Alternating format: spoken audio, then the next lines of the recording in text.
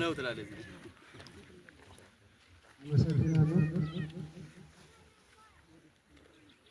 በመጀመሪያ በዛሬው አቀም ያደረሳችሁ እንኳን ብዙ የምናገረው ነገር የለኝም። እንግዲህ እኛ አንድ ጊዜ ወጥተናል። አማራዎች ነን፣ እጅግ በጣም እድለኞች ነን። አማራዎች የባለ ብዙ ጸጋ ባለቤቶች ነን። በአጭር ጊዜ በጣም አጭር በሚባል ጊዜ በዚህ ቁመና በዚህ ኃይል እንደዚህ ብላችሁ በመገኘታችሁ በመጀመሪያ ለታላቁ የአማራ ሕዝብ ታከብሩ እፈልጋለሁ። በሞራል እንድታግዙ እፈልጋለሁ።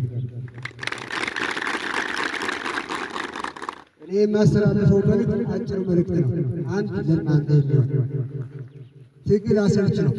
በደንብ አውቃችሁ እንድትገቡበት የምፈልገው ትግል አሰልች ነው።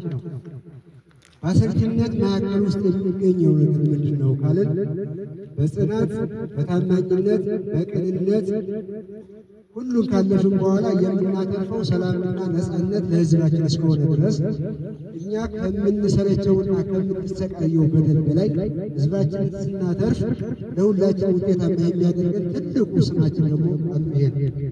ስለዚህ እናንተ ሁለት ነገር ይጠበቃል። አንድ በቅንነት መታገል፣ በታማኝነት መታገል፣ ሕዝባችሁን በቅንነት ማገልገል፣ ታዛዥ መሆን። ከመጀመሪያው የቅርብ መሪዎቻችሁ ታዛዥነትን መቀበል፣ ታዛዥ ከሆናችሁ አዛዥ ለመሆን መዘጋጀት። ሁለት የሚገጥሙን ችግሮች ሁሉ በጽናት ማለፍ። ራብ፣ ጥማት፣ ፀሐይ፣ ብርድ፣ ሌላም ሊገጥመን ይችላል።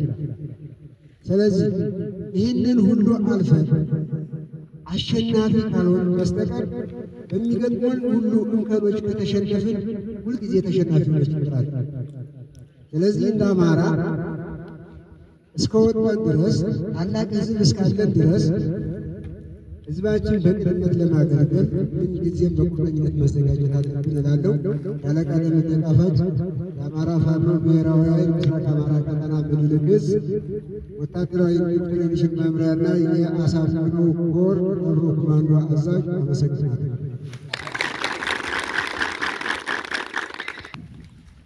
እንኳን ለዚህ ታላቅ ቀን በሰላም አደረሳችሁ።